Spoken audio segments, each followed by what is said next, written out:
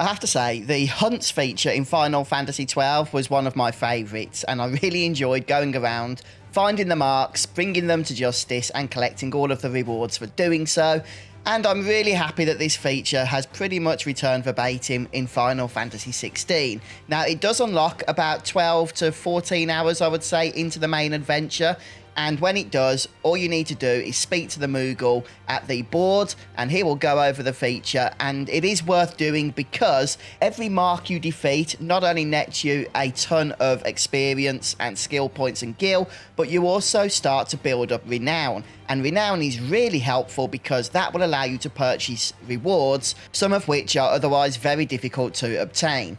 So what's interesting in Final Fantasy XVI is you don't technically need to even visit the hunt board, as the marks are already out and about in the wild for you to find. However, it is worth doing because it does tell you where you need to go and where you can find the marks that you are after. But it doesn't pinpoint them specifically, it doesn't show them on the map. So that's what these guides are going to be for. They are going to help you with exactly where to reach these hunts, showing you how to do that, and also any tips or strategies I think would be helpful in actually taking them down.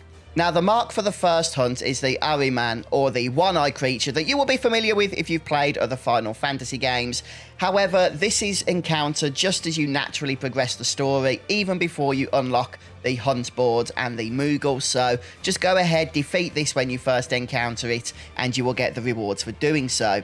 Now, the second mark, which only becomes available once the hunt feature is properly unlocked, is a nasty little harpy that goes by the title The Angel of Death. And this is going to be located in Clairview, which is in the region of Sambrec. So when you are ready, and I do recommend a full supply of potions each time you start heading out to find a mark, head over to Northreach. You can teleport there, and from here you want to jump on your Chocobo if you have done the side quest that unlocks the Chocobo riding feature, and start heading towards the southwest. It's a big open plains, but you will find the mark roughly here where I am showing you on the map, and just need to run into this in order to engage combat. So Aruna is the name of this fiend. It's a level 27 mob, and I was level 26 at the time, but handled it without any issues, really. It is quite challenging, but because we've already faced off against some harpies earlier on as part of the main story, the strategy is fairly similar. Just make sure you dodge the attacks here, and you will be absolutely fine. So make good use of your iconic abilities and your limit breaks. If you have any Lionheart tonics, then they are actually great to bring into these hunts and can easily be topped up again at the shop. That will just give you more time with your limit break, which will just bring these fights to a close a little bit sooner. The strategy for Aruna isn't all that technical. It is just a standard mini boss fight. I'm sure you will handle it fine since you've got this far in the game already. And defeating this mark will net you a bunch of experience, skill points, gil and renown.